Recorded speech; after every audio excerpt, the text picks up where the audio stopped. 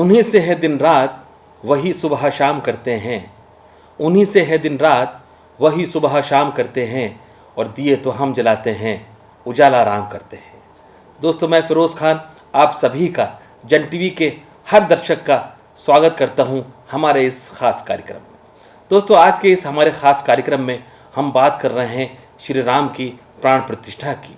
जी हाँ दोस्तों, हर भारतवासी 22 जनवरी का बेसब्री से कर रहा है इंतज़ार, क्योंकि उस दिन श्री राम पधारेंगे अपने घर, अयोध्या सजाई जाएगी दुल्हन की तरह। और आज हमारे इस खास कार्यक्रम में हम आपको बताएंगे श्री राम के जन्म की कहानी। राजा दशरथ ने किसके कहने पर यज्ञ किया, आइए जानते हैं यह अविस्मरणीय कहानी आपके साथ। आज पूरी दुनिया राममय हो गई है। 22 जनवरी 2024 को अयोध्या में प्राण प्रतिष्ठा कार्यक्रम होना है। लेकिन राम की कल्पना कहाँ से शुरू होती है, आज हम उस जगह को आपको दिखाएंगे। बस्ती जिले के मखधाम मखौड़ा, जहां पर राजा दशरथ ने पुत्रेष्ठ यज्ञ किया था, उसी भगवान राम की प्राप्ति के लिए, जिसकी प्राण प्रतिष्ठा 22 जनवरी को होनी है। लेकिन इस मखधाम मखौड़ा के विषय में हम आपको यहाँ के जो गुरुजी हैं, जो यहाँ के उत्तराधिकारी हैं, उनसे जानकारी दिलवाते हैं। गुरुजी, आपका स्वागत है। गुरुजी, मैं चाहूँगा कि इस मखधाम मखौड़ा के बारे में बताइएगा और पुत्रेष्ठ यज्ञ जो राजा दशरथ जी ने किया था उसके बारे में बताइएगा। सबसे पहले बहुत बहुत साधुवाद आपको, चैनल सब के लिए। और मेरा नाम है सूरजदास जी महाराज मखौड़ा धाम।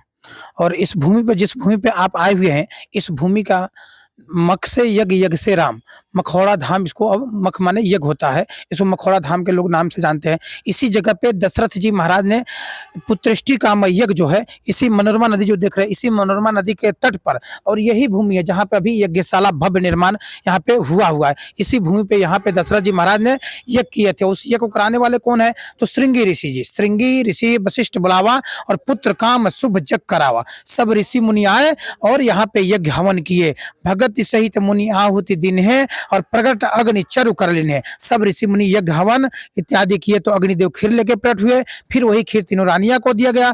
दशरथ जी के आंगन में चारों भाई प्रकट हुए। चैत्र रामनवमी को प्रकट हुए। उनके छठी के उपलक्ष्य में यहाँ पे अयोध्या का 3 परिक्रमा होता है, 5 कोसी, 14 कोसी, 84 कोसी। 84 कोसी परिक्रमा इसी भूमि से शुरू होता है। 4-6 जिला घूमकर फिर यहीं पे समापन होता है। और मैं चाहूंगा गुरुजी उस जगह को भी दिखाया जाए जिस जगह पर पुत्रेष्ठी यज्ञ हुआ था। ये दिखाते हैं आपको, जहाँ पे पुत्रेष्टि का यज्ञ हुआ था।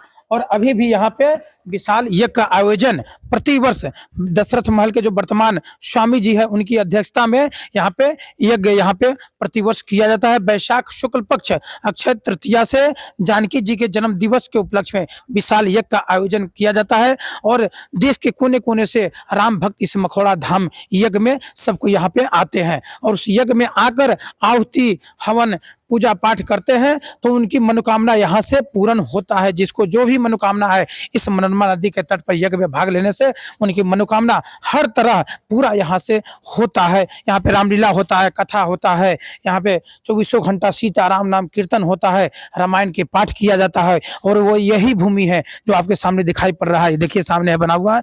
इसी भूमि पे यज्ञ यहाँ पे हुआ था। हवन प्रतिदिन यहाँ पे चलता है। ये वही स्थल है जहां पर श्रृंगी ऋषि के द्वारा पुत्रेष्ठ यज्ञ कराया गया था राजा दशरथ को। और बता दूं कि ये बस्ती जिला यानी वशिष्ठ जी के नाम पर, जो राजा दशरथ के गुरु थे वशिष्ठ ऋषि, और वशिष्ठ ऋषि के सलाह पर श्रृंगी ऋषि के पास में उन्होंने भेजा था। और श्रृंगी ऋषि ने यहाँ पर राजा दशरथ को पुत्रेष्ठ यज्ञ कराया था, जिससे फलस्वरूप राजा दशरथ को प्रभु श्री राम प्राप्त हुए थे। और पूरा दिखा दीजिएगा इस मंदिर को, ये हवन कुंड जिसे आपने देख लिया है कैमरे में।